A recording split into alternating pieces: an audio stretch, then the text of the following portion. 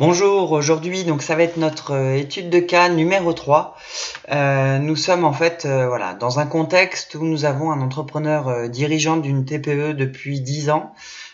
qui est dans la création d'ameublement haut de gamme, voilà, qui est en recherche d'un soutien administratif, financier, installé près de Nantes, autodidacte.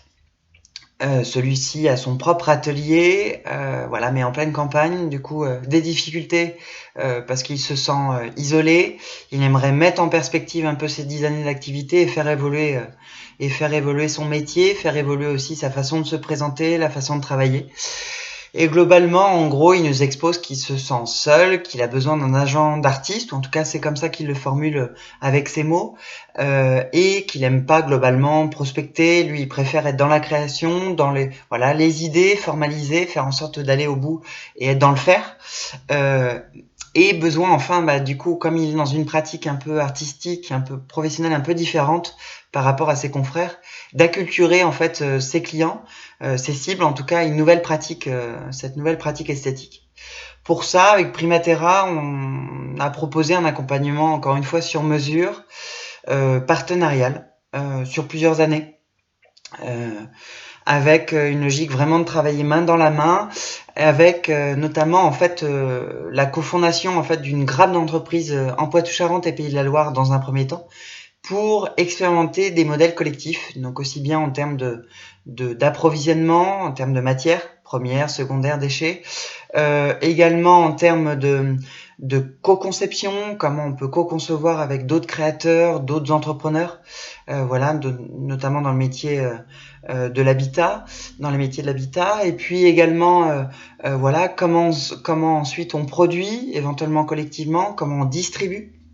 comment on est dans la promotion aussi collective, voire donc du coup avec des logiques coopératives. Donc une grave entreprise, une sorte de laboratoire d'art appliqué.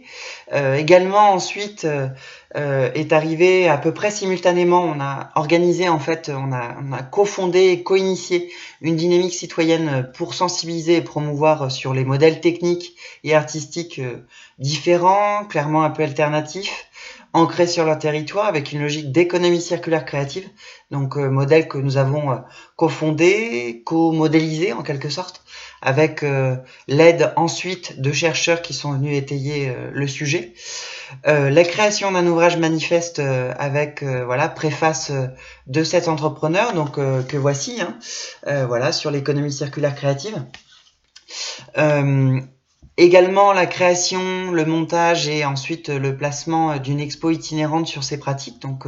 toujours sur des exemples, des choses très tangibles qui permettent d'illustrer pour la collectivité, pour des utilisateurs, pour le grand public, pour des grands comptes privés,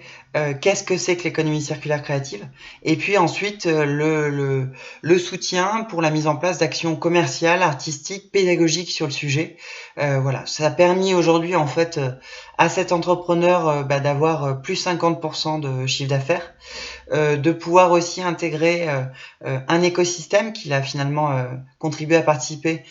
autour de cette thématique, autour des enjeux qui étaient les siens, notamment en termes de pratiques artistiques, esthétiques alternatives, voilà, avec une approche du design responsable, également de se faire connaître auprès de collectivités locales, voilà, jusqu'à des métropoles, et puis effectivement ensuite d'être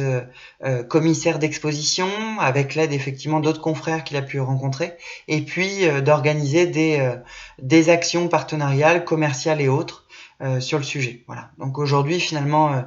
quelqu'un qui a pu